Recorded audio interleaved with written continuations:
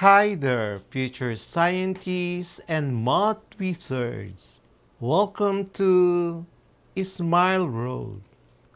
I'm Sir M, and I created this channel just for you, senior high school students looking to make science and math easier, clearer, and yes, even more fun.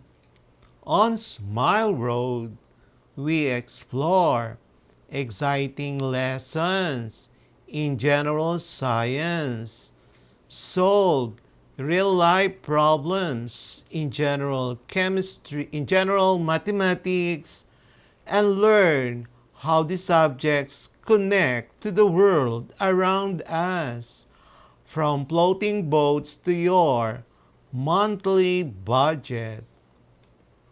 Each meeting, I'll guide you through lessons using simple explanations, real life examples, and even a few challenges to keep your brain sharp.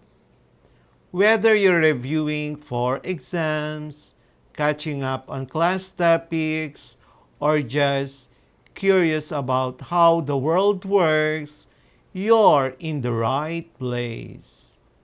Don't forget to hit that like, subscribe, and notification bell so you won't miss any of our learning adventures here on Smile Road. So, are you ready to start this journey with me? Let's walk the road of knowledge with a smile.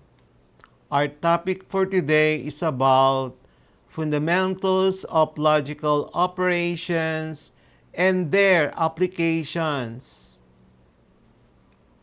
So this is quarter 4, numbers and algebra, lesson Roman numeral number 17. Fundamentals of logical operations and their applications. The intended learning outcomes, ILOs. At the end of the lesson, the learners will be able to define the basic logical operations, conjunction and disjunction, or negation, not, conditional, if, then, biconditional, if and only if, distinguish between different logical operations based on their truth functional definitions. Construct and analyze truth tables for each logical operation. Apply logical operations to real-life statements and mathematical examples. Illustrate how complex propositions are built using logical connectives. Introduction to logical operations. Logical operations are rules that combine or modify proposition, statements that are either true or false, to form new propositions. They are fundamental in mathematics, computer science, and philosophy because they establish relationship between statements and determine their truth values. The most common logical operations are conjunction and disjunction, or negation, not, conditional, if, then, biconditional, if and only if, conjunction, and then combines two propositions, P and Q, and is true only if both P and Q are true. Example, our P is the sky is blue. Q, the sun is shining. So therefore, P and Q, meaning the sky is blue and the sun is shining. So we have our truth table here. The first column is P, and then the second column is Q. And then we have the third column, P and Q. So, first row, T and T. So you have T. In the second, third, and fourth column, they are not both true. So, the third column, P and Q, is false. Disjunction or combines two propositions P or Q and is true if at least one of P or Q is true. For example, P, it is raining. Q, it is cloudy. And then P or Q, it is raining or it is cloudy.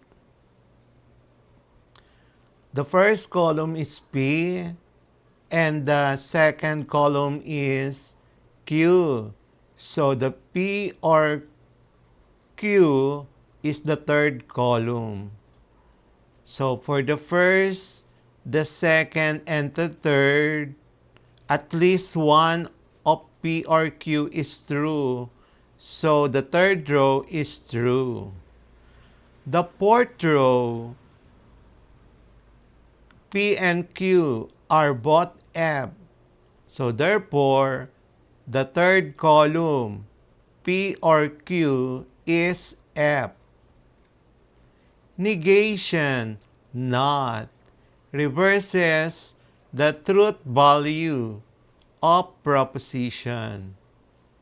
For example, our P, 2 is an even number, and that is true. And then if we have not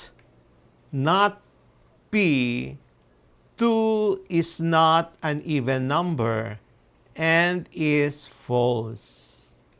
The truth table, the first column is P, and then the second column is not P. So, T for the first row is the P is T. So, the not of the P is F. The first column, the second row is F. Therefore, the not P is true. And that is the truth table of the not negation. Disjunction or combines two propositions P or Q and is true if at least one of P or Q is true. So example number 1, our P, it is raining, and then our Q is, it is cloudy, and then P or Q, it is raining or it is cloudy. So this is our truth value. So our P is the first column, Q is our second column, and then P or Q is the third column. So since in the first, second, and third row, we have at least one T, the answer is 3. And then the fourth row, there is no true. So the third column, P or Q, is false. Negation reverses the value of a proposition. And P2 is an even number, it's true. And then number 2, not P. So 2 is not an even number. And that is false. So that is the truth table of negation. If P is T, then the not of P is F. If P is F, then the not of P is T.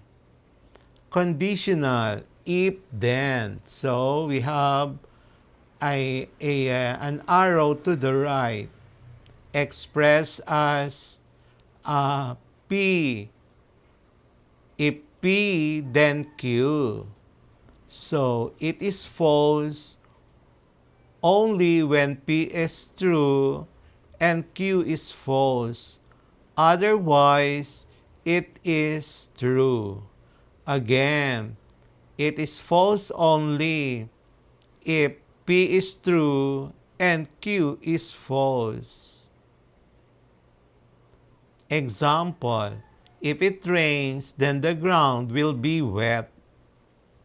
So, for the P and Q, and then we're given the P and the Q, and then P, if P, then Q. So, it's in the second column. Since P is true and Q is false, then if P, then Q is false. The rest, the first row, the second column is true, so it's true. And then the third column, P is F, and then Q is T. So that is true. And then in the fourth column, we have F, and then F, P is F, then Q is F, and P is F, Q is F, therefore it is T. So look at that. It's in our second row. So we have, if P is true and Q is false, if P then Q is false. That is our rule when we deal with if then. And then by conditional, if and only if. So we have a double arrow expressed as if P, if P and if and only if P is Q. So true only if P and Q have the same truth value. And example, you will pass the course if and only if you submit all the requirements. So, since both of this is our truth value of the if and only if. Okay, so we'll have the next part of this lesson.